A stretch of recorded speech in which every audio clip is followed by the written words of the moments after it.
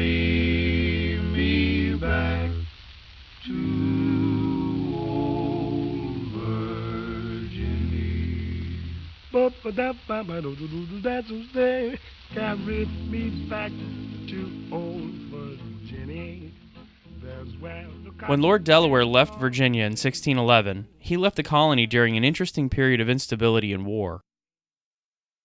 But the Virginia Company continued moving forward, this time in the person of Thomas Dale, who was ferrying 300 colonists, year-long provisions, and cattle across the Atlantic Ocean. Dale was given much the same commission as that given to the original 1607 mission: evangelize, nationalize, and trade. And the mindset as to accomplishing those ideals did not change. Discipline was still the rule of the day. Though Delaware was tough as nails, Dale was the hammer striking those nails.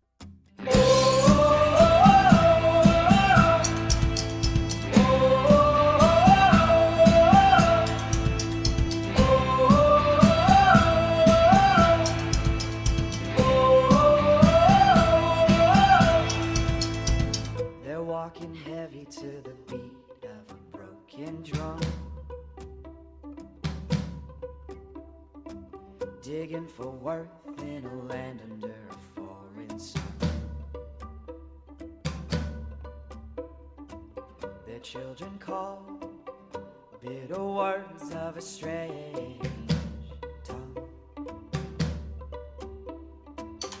Hearts down, they're walking heavy till the dying's done. Oh, oh, oh, oh. Thomas Dale's background was quite similar to those of the many other gentlemen adventurers who had journeyed to Jamestown. He fought against the Spanish in the Netherlands, where he earned the rank of captain. From there, Dale served the English on the newly forming Irish plantations before returning to fight Spanish aggression in the Low Countries. His work was well respected by those in key positions of court, such as Robert Cecil and the Earl of Southampton. Both men backed Dale in front of the Virginia Company's desire to impose a stricter disciplinary system. Dale wouldn't fail in this regard. He took Delaware's system and remade it into his own system of laws moral, divine, and martial, which Strachey penned and had published in 1612. In other words, the company, through Dale, voted to keep on doing the same disastrous thing. That is, run the colony through strict, martial, communistic governance. It had failed up until Dale's arrival in May 1611, so why not try the same failing ideas once again, but with a tougher, even more no-nonsense approach? Seemed logical, right? Dale's fleet, captained once again by the seemingly indefatigable Christopher Newport, arrived at Point Comfort on May 12th. From there, Dale was tasked with re-inhabiting and repairing various outposts previously built along the James River. But he wasn't to stop at repairs. He was also instructed to plant corn along the James River on his way to Jamestown. After reaching the original colony, Dale was then to continue sailing up the James toward the falls, where he was instructed to build a new town as the principal city in Virginia. Jamestown's time as the main settlement seemed to be drawing to a close. The Virginia Company believed Jamestown to be an unhealthy location. They were right in that thought, at least. Work moved forward on the instructions given to Dale, who finally disembarked at Jamestown on Sunday, May 19th. He came ashore with somewhat the same pomp and circumstance as had previous governors Gates and Delaware. Then he attended church, as a good Anglican would, before stating his directives to the colony. Work would be done. Law would be kept. The colony would be organized along his lines, and Gates was due to come a few months hence with more provisions and settlers. Dale's comments could not have been welcomed. But he thought they were justified after he made his rounds. He saw a crumbling, empty storehouse, a disrepaired church, and little agricultural work done, if any at all. On top of everything, Dale arrived just as the typical round of summer illnesses began inflicting pain upon those still alive. It was against this miserable background that Dale introduced his extreme legal code. He believed that the entire venture, down to the individual illnesses, were due entirely to lack of labor or service. He doubted the colonists' salvation, called them crazed, disordered, riotous, and treasonous, and then punished them all for all of it. He felt that he had to regulate every aspect of the colonists' lives, both physical and spiritual. For that, he ordered everyone to attend church twice daily. If they failed this command, food would be taken away. Then they could be beaten, or even chained to 6 months of galley service, otherwise a certain death. If their souls were right, which would only come from attending church services, it was argued, then they would not suffer being beaten 3 times a week for sexual sin or be put to death for criticizing the venture. Nor would they be put to death for stealing food from the common storehouse. No matter, they'd just die of starvation instead. Dale was appalled at the state of the colony. He commented that it seemed as if the settlers would rather waste time, quote, bowling in the streets than fix their crumbling homes. So the first thing to do at Jamestown was organize work groups. One simply has to ask the question, what happened to the previously organized work groups that were organized under previous governors? It seems as if no work was done, or very little at best. Either way, the work did not continue until Dale's arrival. Once again, the organizing, regulating, and disciplining of the settlers showed itself to be a failure. Still, however, the company and Dale pressed onward as the colonists awaited death or the day that the company would enact a new beneficial policy.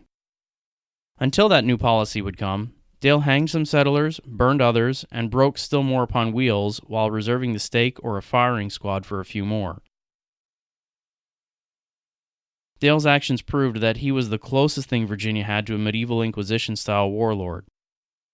He indeed had learned a great deal during his time in the Netherlands, but what he learned seems to have come from the Duke of Alva, or as the Dutch called him, the Iron Duke, whose court of blood used many similar style punishments, as those used by Gates. The Jamestown colonists were not the only people who suffered from Thomas Dale's arrival.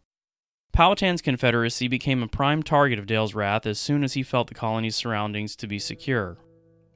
I see their hands, some hold the bottle, some hold back.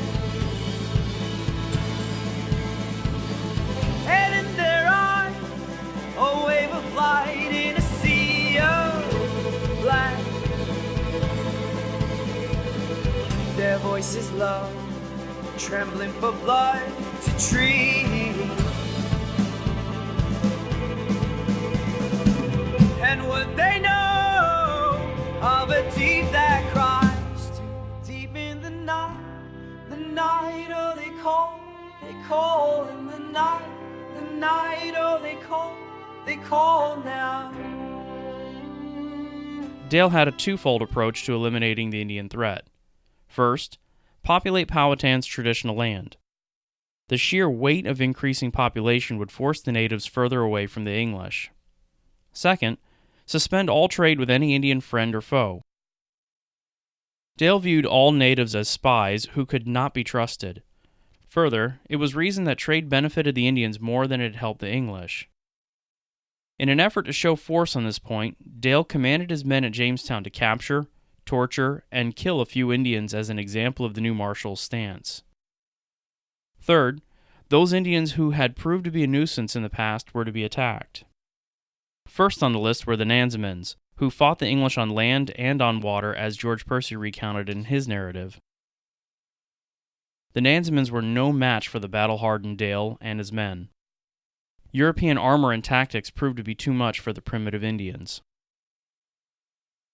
The natives simply had no other recourse than to use witchcraft against the dominant foe, but the demons even seemed to be on the English side. Dale didn't stop at winning battles. He moved into native lands, destroyed their crops, burned down villages, and imprisoned those not killed in the fight. Because of Dale's actions, Powhatan had to take notice as his men suffered continual defeats. He offered an odd warning that made Dale laugh. "Stop, or else I will kill the English in a strange manner," the chief said. But Powhatan's threats backfired in that it allowed Dale to know just how superior he in fact was. But Dale didn't have time to dwell on or react to this threat, because a more serious threat arrived in late June 1611. Oh, hear the monsters calling home. No, they don't want to be alone, but the closet they keep close, swallow the key so that nobody knows how they beat. Oh, courtly interactions finally prompted the Spanish to at least check out just what the English were up to in the New World. King Philip III of Spain sent his own spy mission led by Don Diego de Molina in order to find out just how serious the English were in Virginia. Upon Molina's arrival in the Chesapeake Bay, a standoff took place as the Fort Algernon watchmen prepared to fight. Molina decided to test the English by having himself, his second-in-command, an Englishman named Francis Lembry, and 10 men rowed toward Fort Algernon. Upon nearing the fort, Molina saw at least 60 armed English defenders, and he had to think swiftly so as to not endanger his men. He chose what he thought was the diplomatic choice, and that only he, Lembry, and his second-in-command, Marco Antonio Perez, went ashore. But the move didn't go according to plan. All 3 were surrounded and captured, and about an hour later the English tried to lure the rest of the Spanish ashore, but those Spanish didn't fall into the trap, and instead demanded that their men be returned. While waiting, one Spaniard decided to tempt fate by seeing for himself what had happened to Molina. He did find out, because he also was captured. Eventually, one John Clark, at the head of an English group of soldiers, demanded to speak with the remaining Spanish on the rowboat, but the Spanish captured him to use him as leverage in an attempt to reclaim Molina. After more threats from both sides, the Spanish decided to leave the scene. They kept John Clark, and the English kept Molina and his men. All hostages were kept for many years afterward, especially because Gates was unnerved by the Spanish arrival. He put his men on high alert, fearing that an imminent Spanish attack was coming. A few months after the initial encounter, ships were once again spotted, which prompted Dale to send 2 officers and 40 men to find out who these visitors were. When those men didn't return according to Dale's time frame, he convened a war council and prepared for the worst. Just then, the tension seemed to disappear, because word reached the frightened English at Jamestown that Thomas Gates was captaining the incoming fleet. The men could relax, whatever that meant under Dale's leadership. For now, they were safe. Gates introduced 300 new settlers to Virginia in May 1611, therefore bringing the colony's total to around 750.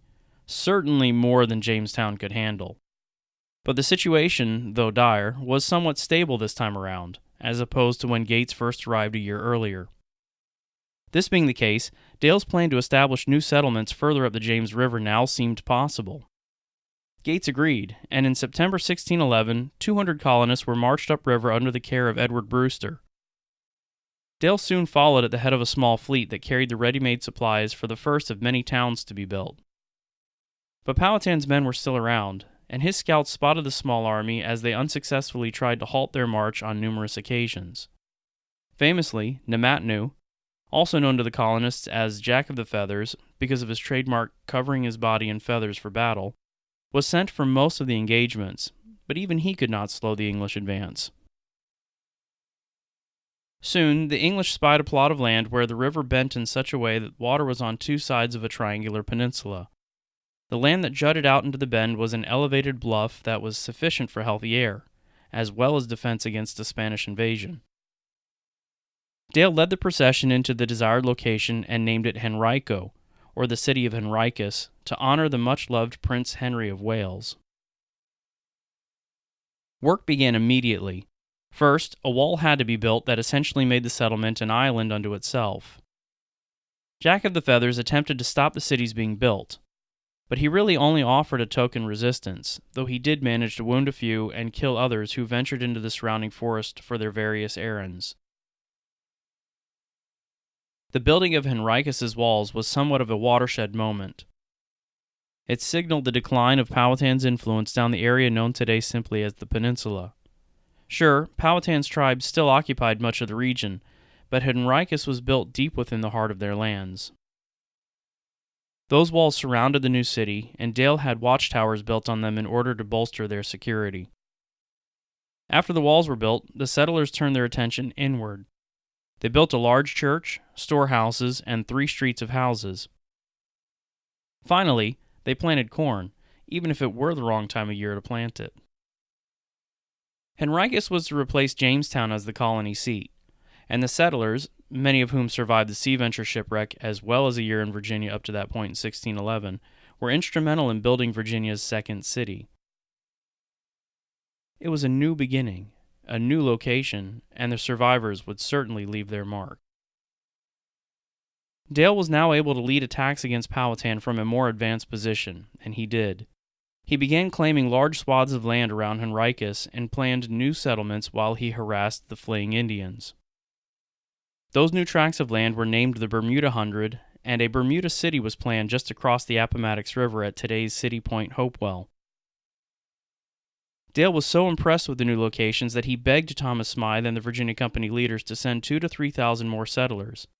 He felt that he would be able to fulfill his vision, make the colony prosperous, and defeat Powhatan once and for all. But developments back home in England, such as news about the Spanish ship's arrival in the Chesapeake Bay, as well as rumors concerning Virginia's failure, took a toll on the Virginia Company's ability to raise more support. Yet in spite of such bad news, Virginia's myth endured, thanks in large part to those Bermuda castaways. For you see, in 1611, William Shakespeare capitalized upon the many true and untrue rumors to stage a new play, The Tempest. They beat their chests to the sounds of their broken hearts, crying wolf under sheepskins, reaching out their claws. William Strachey was back in London at this time, and it is almost certain that his New World adventures were either heard or read by the famous playwright, who then wove truth and magic together to create an enthralling world, a new world, full of magical potential. At about the same time as The Tempest was first being staged, a young Matthew Somers, Sir George Somers' nephew, returned from his and his uncle's relief trip to Bermuda. Sir George, unlike Samuel Argall, made it to Bermuda in 1610, where he found the men he had left behind. They ate a meal together which apparently didn't agree with Somers, who then fell ill and died soon thereafter. Matthew decided to remove Sir George's heart and bowels for burial on the island to show how passionately George fell in love with Bermuda, an act that greatly endeared the people of England not only to Somers, but also to Bermuda. Matthews took his uncle's body back to Dorset, England for burial in 1611. When he arrived, he found an England ripe for settling Bermuda. He used their excitement to champion a new colony on the island. Most were enchanted with the idea, but poor returns from Virginia at first hampered the colonization efforts. Regardless, the benefits that settling Bermuda had, especially with interest regarding Virginia, proved to be too desirable to be forgotten. The Virginia Company decided to apply for a new charter that would include Bermuda in the Virginia venture. However, the island was outside of the company's jurisdiction, and they had to apply for a new charter that would include Bermuda in the Virginia venture. But they really didn't have any trouble passing Edwin Sandys's new charter, because many within Parliament were now heavily invested in the company and desperately wanted a solid return for their money. It's not too much of a stretch to say that this move not only saved Virginia, but also made it prosperous.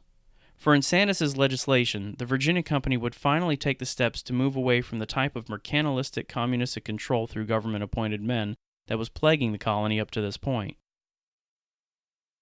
In their place, an assembly of shareholders opened the company up for a more free market approach based on private property. Such an action allowed anyone, even Catholics, to become a part of the Virginia settlement. To ensure that even commoners could participate, the company instituted a lottery that would both raise money while extending shares to those outside of the royal sphere. Smythe and his men realized that they had to do something drastic. The Virginia Company was speeding toward bankruptcy, and they could not raise enough money for another resupply mission, let alone send the 2,000 to 3,000 settlers that Dale requested. The company even began selling things like Delaware's ship from his ill-timed return voyage. But still, they didn't have the necessary funds to supply future efforts. That's when Smythe really took a chance. He tried to sell something his company really didn't own: Bermuda. He concocted a scheme in which he sold the colonization rights to a select few within the upper echelons of the company. While this was being done, they bandied about various names for the island, such as Virginiola, before settling upon Somers Island in honor of the late Sir George Somers. They then set up an interesting payment structure that was revolutionary for its time. Instead of offering shares, the company offered land on the island.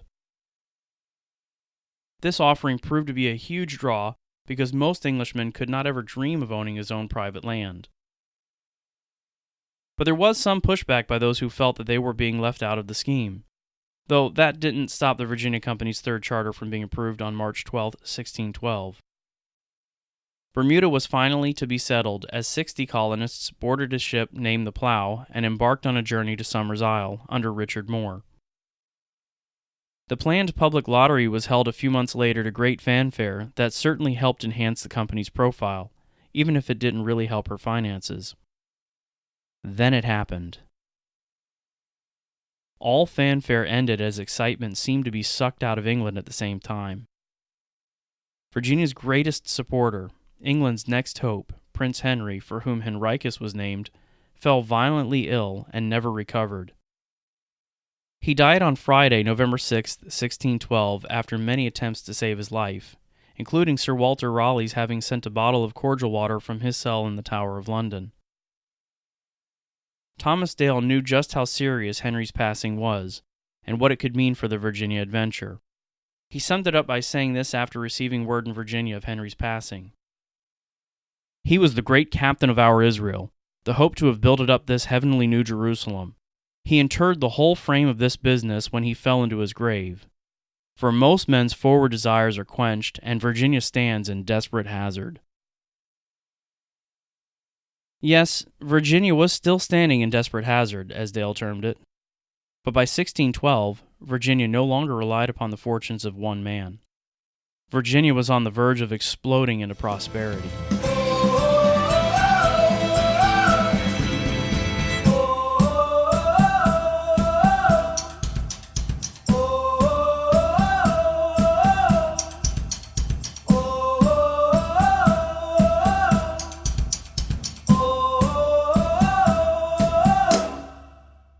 Thanks again for supporting the podcast. It's greatly appreciated. Please continue to spread the word and help this colony to continue growing. Start by following us on your favorite podcast provider, like us on Facebook, and keep visiting the website. Sharing this and other episodes is the best way to expand the community. If you would like to do more, please consider supporting the podcast on Patreon. Links can be found on the website, or one can visit the campaign at patreon.com/VAHispod, where one can see the choices and rewards being offered. Please join us next time in our continued walk through Virginia's fascinating early history.